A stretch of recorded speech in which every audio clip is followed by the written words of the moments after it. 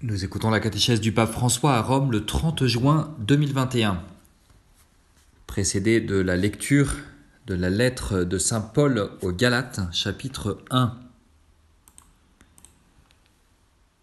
Paul, apôtre, envoyé non par des hommes, ni par l'intermédiaire d'un homme, mais par Jésus-Christ et par Dieu le Père qui l'a ressuscité d'entre les morts. Vous avez entendu parler du comportement que j'avais autrefois dans le judaïsme. Je menais une persécution effrénée contre l'Église de Dieu, et je cherchais à la détruire. Mais Dieu m'avait mis à part dès le sein de ma mère. Dans sa grâce, il m'a appelé, et il a trouvé bon de révéler en moi son Fils, pour que je l'annonce parmi les nations païennes. La parole du pape maintenant. Cari fratelli e sorelle, buongiorno. Chers frères et sœurs, bonjour.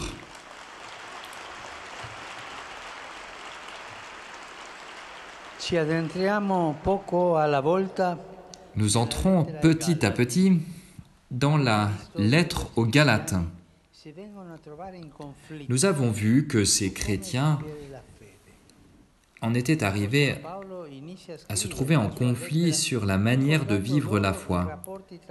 L'apôtre Paul commence à écrire sa lettre en leur rappelant leur rapport, la tristesse de l'éloignement et l'amour qu'il nourrit pour chacun d'entre eux.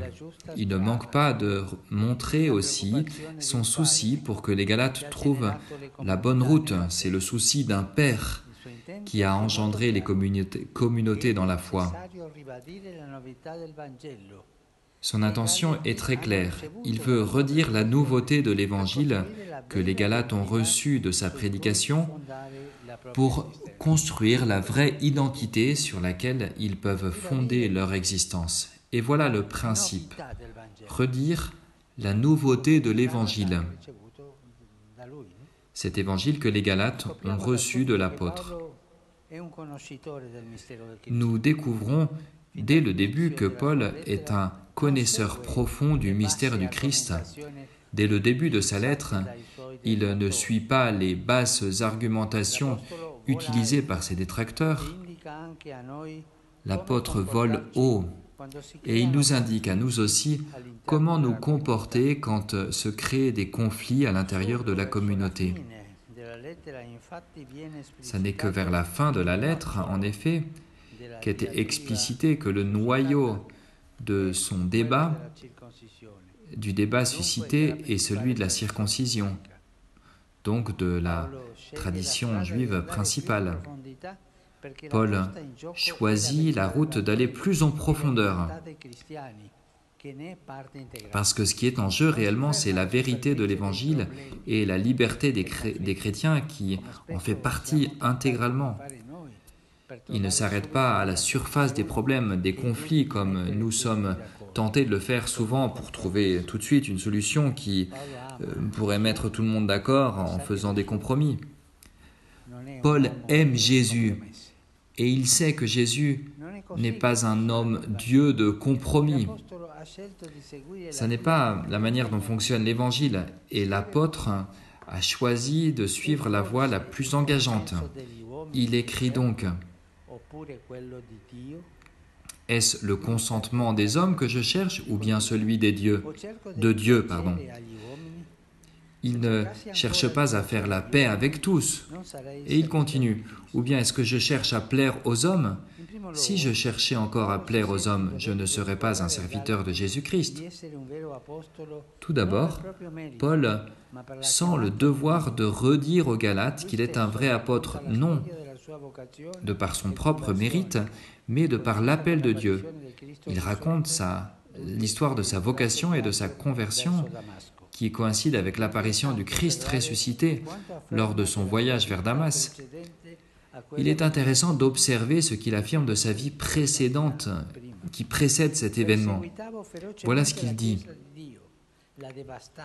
je persécutais férocement l'Église de Dieu, je la dévastais, en dépassant en judaïsme la plupart de mes frères de race qui avaient mon âge, et plus que les autres, je défendais avec une ardeur jalouse les traditions de mes pères.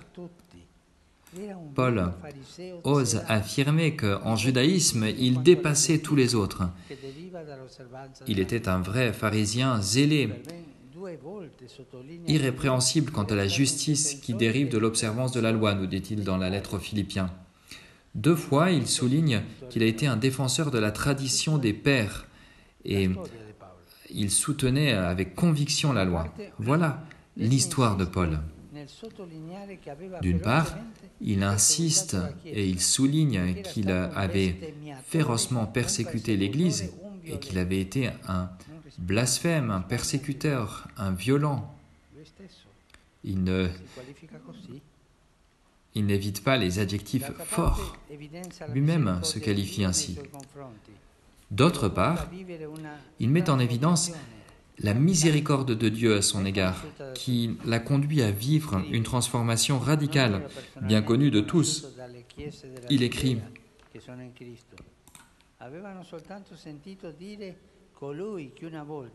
Pour les églises de Judée qui sont dans le Christ, mon visage restait inconnu. Elles avaient simplement entendu dire « Celui qui nous persécutait naguère annonce aujourd'hui la foi qu'il cherchait alors à détruire. » Il s'est converti, il a changé de cœur. Paul met ainsi en évidence la vérité de sa vocation à travers ce contraste impressionnant qui s'était créé dans sa vie. De persécuteur des chrétiens parce qu'il n'observait pas les traditions et la loi, il avait été appelé à devenir un apôtre pour annoncer l'évangile de Jésus-Christ. Et nous voyons que Paul est libre. Il est libre pour annoncer l'évangile, mais aussi libre pour confesser ses péchés. Voilà ce que j'étais. C'est la vérité qui donne la liberté du cœur, c'est la liberté de Dieu. En repensant à cette histoire qui est la sienne, Paul s'émerveille, il est plein de reconnaissance. C'est comme s'il voulait dire aux Galates que lui aurait pu être tout sauf un apôtre. Il avait été éduqué dès tout petit pour être un observant irrépréhensible de la loi mosaïque, de la loi de Moïse, et que les circonstances l'avaient conduit à combattre les disciples du Christ. Mais quelque chose d'inattendu était arrivé.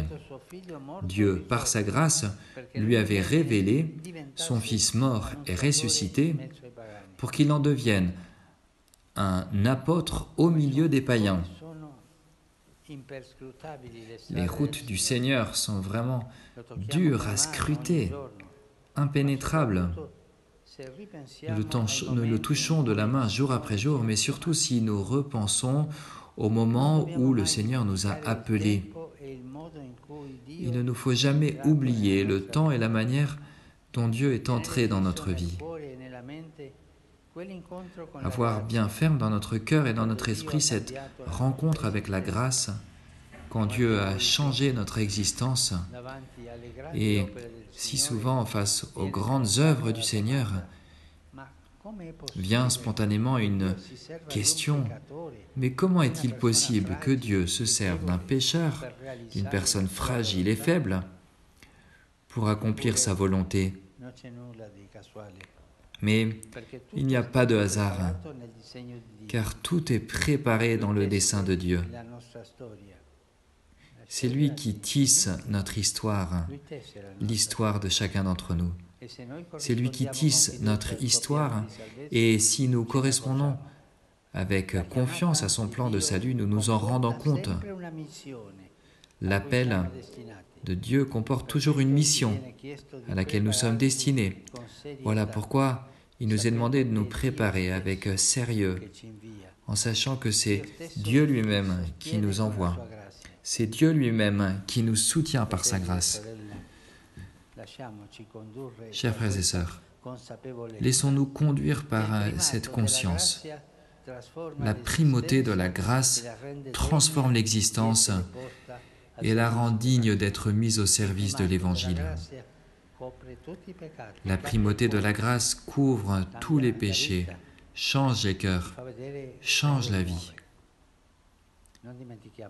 et nous montre de nouveaux chemins. Ne l'oublions pas. Merci.